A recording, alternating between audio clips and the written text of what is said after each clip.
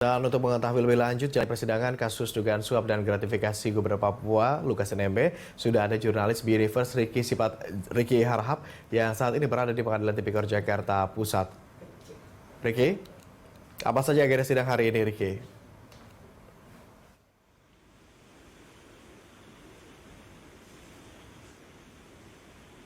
NMB telah memasuki ruang sidang sekitar pukul 10 waktu Indonesia Barat. Tentunya dengan kehadiran Lukas NMB di persidangan kali ini sebagai terdakwa, bukan sebagai saksi, sebagai terdakwa, tentu ingin mengkonfirmasi bagaimana keterlibatan dari Lukas NMB, bagaimana keterangan saksi ahli maupun juga saksi yang meringankan, dan itu akan dikonfirmasi secara resmi nantinya di muka sidang.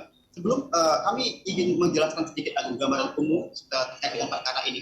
Benar, Lukas NMB ini diduga menerima suap dan gratifikasi sebesar 46,8 miliar rupiah. Suap tersebut diberikan oleh pihak swasta. Yang pertama yaitu bernama Piton NMB dan juga Riatono Laka. Masing-masing dari pihak swasta memberikan duit ataupun uang kepada Lukas NMB agar perusahaan dari pihak swasta ini dimenangkan dalam pengadaan proyek pengadaan barang dan jasa di Pemprov Papua dari tahun 2013 hingga tahun 2022. Untuk Riatono Laka ini sudah divonis Agung 5 tahun penjara dengan denda 250 juta rupiah. Nah, suapnya ini tidak hanya berupa uang saja, tetapi juga berupa bentuk pembangunan dan renovasi fisik milik Lukas NMB. Salah satunya adalah Hotel Angkasa. Jadi itu adalah dakwaan yang didakwa oleh jaksa penuntut umum di muka sidang. Nah, tadi ketika persidangan Lukas NMB dikonfirmasi oleh jaksa penuntut umum apa yang ia ketahui soal dakwaan tersebut. Kami mencatat tadi setidaknya ada tiga aspek begitu yang kami catat. Yang pertama kita bahas soal Piton NMB. Jadi tadi jaksa penuntut umum menanyakan kepada NMB apakah mengenal Piton NMB yang diduga memberikan suap kepada Lukas NMB. Lukas NMB menjawab mengenal begitu. Tetapi ia membantah apakah proyek yang didapat oleh Piton NMB di Pemprov Papua ini Lukas NMB mendapatkan fee 10%. Lukas NMB tadi membantah dengan nada yang sedikit marah bahwasanya ia tidak menerima fee sama sekali dari pengadaan proyek.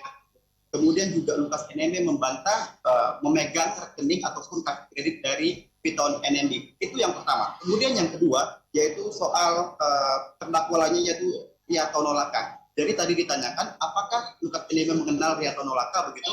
Lukas NMB menjawab mengenal begitu untuk Riatono Laka. Tetapi sebagai pendeta, bukan sebagai kontraktor. Dikatakan apakah Riatono Laka ini kontraktor? Lukas NMB menjawab tidak tahu. Itu yang pertama. Kemudian juga Lukas NMB membantah tidak pernah merekomendasikan perusahaan dari Riatono Laka dalam pengadaan proyek pembangunan di Pemprov Papua. Padahal kalau kita lihat dari dakwaannya benar di situ dikatakan bahwa perusahaan dari Riatono Laka ini memenangkan proyek tender ataupun proyek pengadaan barang dan jasa di Papua. Ini tentu nantinya akan dikonfirmasi lagi di muka sidang begitu.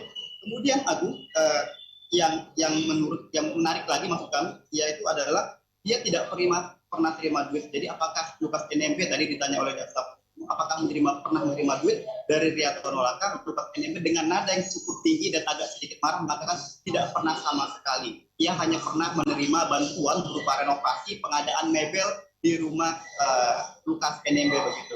Dan yang terakhir ini soal Hotel Angkasa. Kita tahu tadi di dalam dakwaan bahwa salah satu suapnya ini tidak hanya berupa uang begitu, tetapi juga pengadaan fasilitas dan aset milik Lukas NMB. Salah satunya adalah Hotel Angkasa. Nah, Hotel Angkasa ini kalau dari keterangan saksi di persidangan sebelumnya, ini dikatakan bahwasannya seluruh masyarakat Jayapura, masyarakat Papua itu tahu kalau Hotel Angkasa ini adalah milik dari Lukas NMB.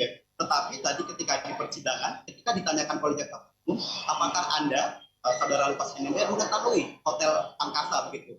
Dengan nada yang cukup tinggi, sembari juga berbicara dengan bahasa yang kotor begitu, Lukas NMB bilang tidak tahu sama sekali terkait dengan Hotel Angkasa tersebut.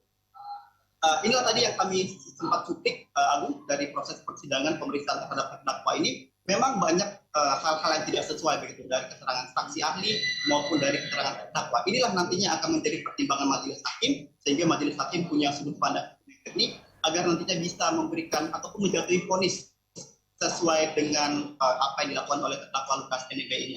Kami akan terus mengupdate nantinya proses persidangan ini. Aku sementara kembali. Baik.